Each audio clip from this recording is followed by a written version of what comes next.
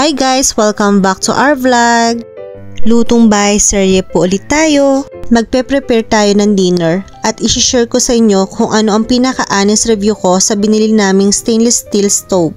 Magsasaing muna tayo ng kanin. Kuhanin natin ang cooking pot at ang cover nito. Maglalagay tayo ng rice. So, dahil kakaunti lang naman kaming magkanin, ito lang yung aking sasainin.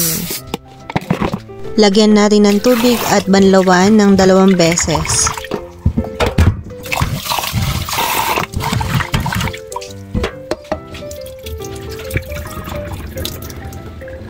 Lagyan na natin ng pinaka-final na water.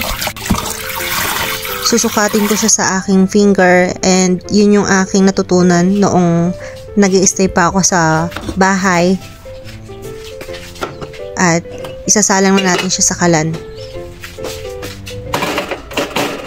Buksan muna natin yung ating tangke at saka na natin i-on. At intay na lang natin siyang maluto. Habang nagsasaing tayo, kunin na natin yung ating minarinate na hito sa ref.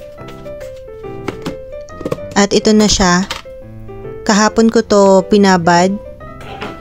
At painitin muna natin yung ating ihawan. At ito ang kauna-unahan namin gagamitin ito. Simula nang binili namin kahapon. Dahil nga maihawan tong nabili naming stove, naisipan namin mag-ihaw ng hito. Dahil naitago ko siya sa square na Tupperware, naging ganyan yung posture niya, medyo baliko. At ngayon, nai-stress ako kung paano ko siya lulutuin ng even. Kaya naisipan ko na lang i-cut siya sa gitna. Para naman, maluto siya ng even. Buhay yung hito nang binili namin sa palengke. Kaya lang, pagdating ko, pagod na ako, kaya hindi na lang ako nakapagluto. Ang sabi ko, imamarinate ko na lang siya at iihawin ko na lang kinabukasan. Ang ingredients na ginamit ko sa pagmamarinate ng hito ay salt, black pepper, ginger, chili, and soy sauce. Ang hirap niyang baliktarin.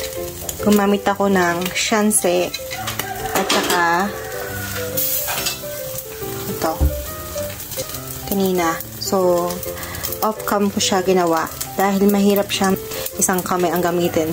Pinaliktad ko siya ng ganyan tapos inano ko yung shanse dun sa ilalim. Ganun ang technique na ginawa ko.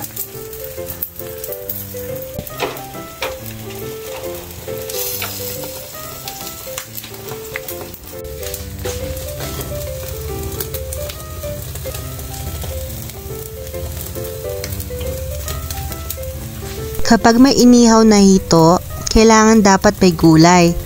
So, maglalabas muna ako sa ref ng lulutuing okra at ilalaga ko na lamang ito. As usual, kailangan nating banlawan niya ng 2 beses na mayroong asin para naman mawala yung impurities at saka natin lagyan ng tubig na gagamitin natin sa paglalaga. Pag okay na yung tubig, ilagay na natin siya sa kalan at i-on na natin yung stove. Dahil hassle ang mag-ihaw doon ng napakahaba, naisipan ko ng mag-aluminum foil na lang sa oven. At doon ko na lang siya lulutuin. Babalutin na natin yung ating hito ng aluminum foil para di mag-leak ang sauce ng nilulutong hito sa loob. Kailangan maayos nating i-fold ang sides ng aluminum foil. Nilagay ko na yung hito sa loob ng oven at inurasan ko na lang siya ng 40 minutes para sigurado akong lutong-luto dahil aayaw ko na may makain na hilaw sa isda.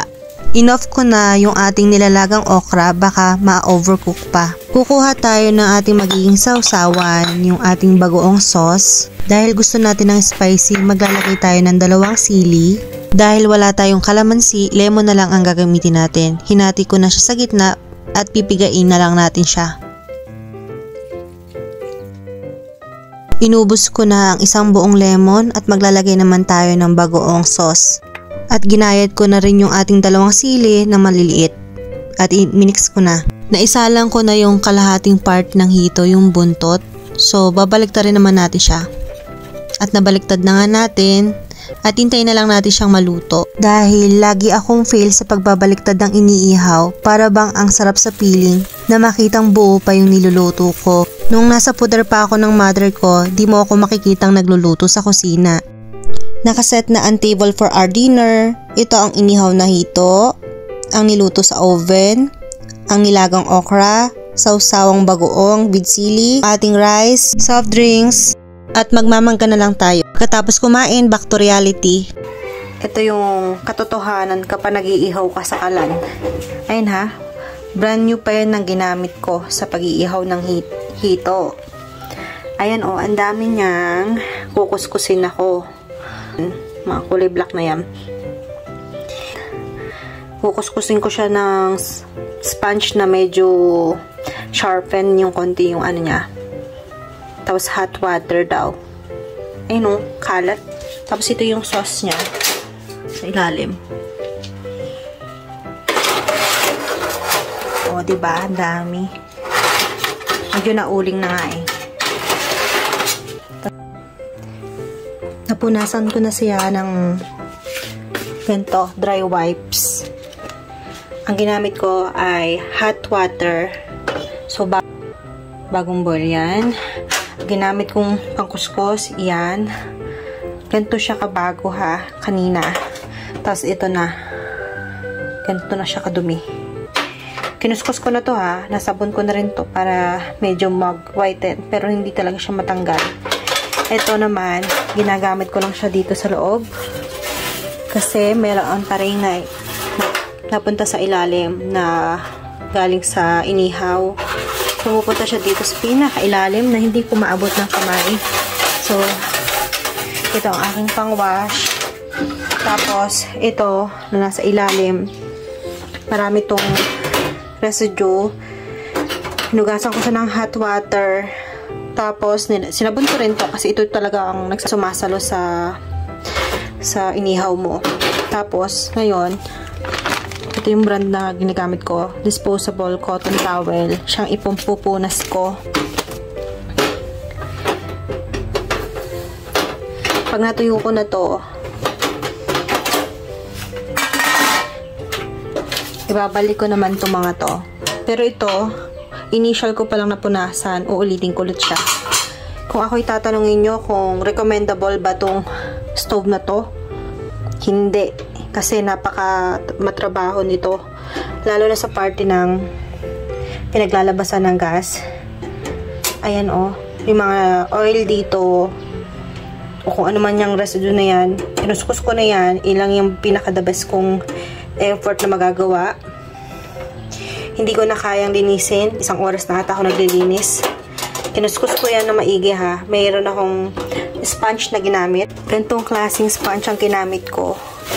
Para lang makiskis yung mga nandito. Tapos hot water. Kasi sabi ng sales boy o sales lady doon ay kasi dalawa yung nag-assist sa amin. Ang gamitin lang is hot water. Tapos ano lang. Hanggang sa sobrang damo nito kanina. Kinuskus ko. Inabot na ako ng siyam-siyam. Tapos ito ang ginamit ko.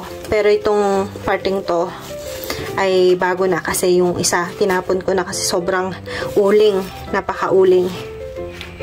Kaya kung gagamit ulit ako ng ihawan, hindi na, matagal na ulit.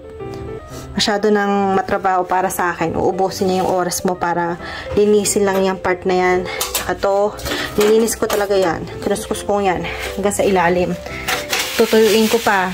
Kung kamay lang yung iaabot mo doon sa ilalim, masusugatan ka. So, kailangan mo talaga siya ng pang-reach out doon sa may pinakasulok-sulok. Kasi matalas to eh. Baka masugatan ka. Kaya kung bumili na lang kayo siguro ng ordinaryong kalan, wag na kayong bumili ng gantong klase na merong ihawan. Kahit pa magalit yung partner niyo, wag na kayong bibili. Kayo rin naman na magtatrabaho sa kusina eh. Ayan.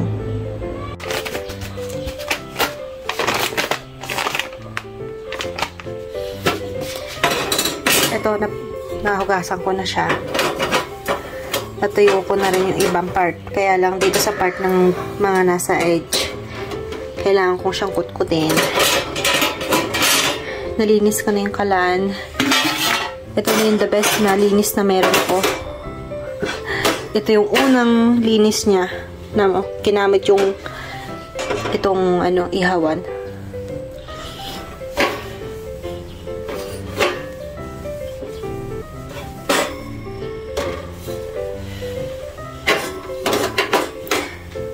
Siguro mga 1.5 hour ang aking binigay na time para kuskusin ito nung ako ay nag-ihaw.